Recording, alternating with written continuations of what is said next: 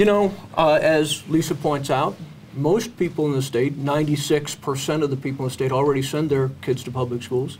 We in the Daily Herald had a story today saying a charter school has to lay off teachers because enrollment was down.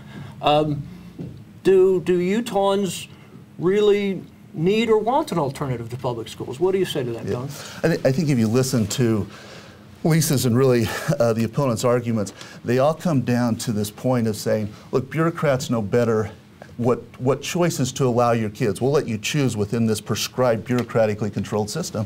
And our side really comes down on saying, no, we really trust parents. We think they know their kids best. We think they can make good decisions for them. Most of them absolutely will choose to keep them in public schools because they're served very well by those. But there's a lot of kids that fall through the cracks, and it doesn't work for. And if you look at the charter schools, certainly there's the isolated case.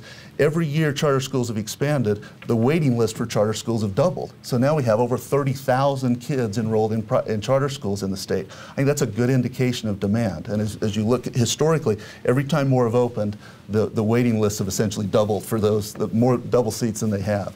And so I think there's clear indication that there's a lot of demand for choice in Utah. Lisa, to phrase the question slightly different, I think most people are happy with the public schools. I think most people agree they do at least a fairly good job, if not a great job. But isn't there room for this reform experiment? One more. If we've tried charter schools and magnet schools, why not try one more experiment? Well, you're right that most people really are pleased with what our public schools do, and I think part of that is because we do offer so many choices.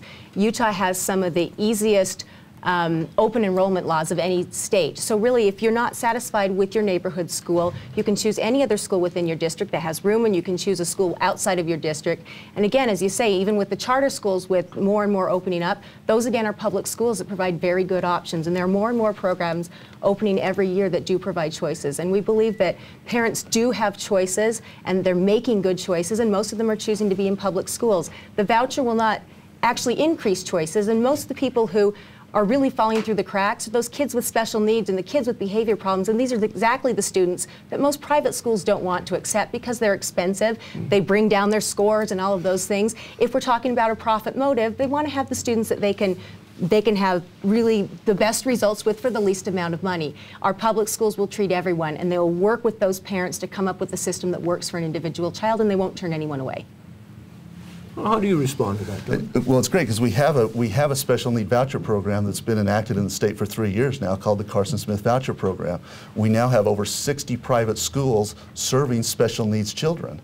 And those special needs children are exactly the ones Lisa's saying, God, these private schools won't take, when in fact they're taking them today on government-funded vouchers, and the testimonials from parents in those programs are fabulous.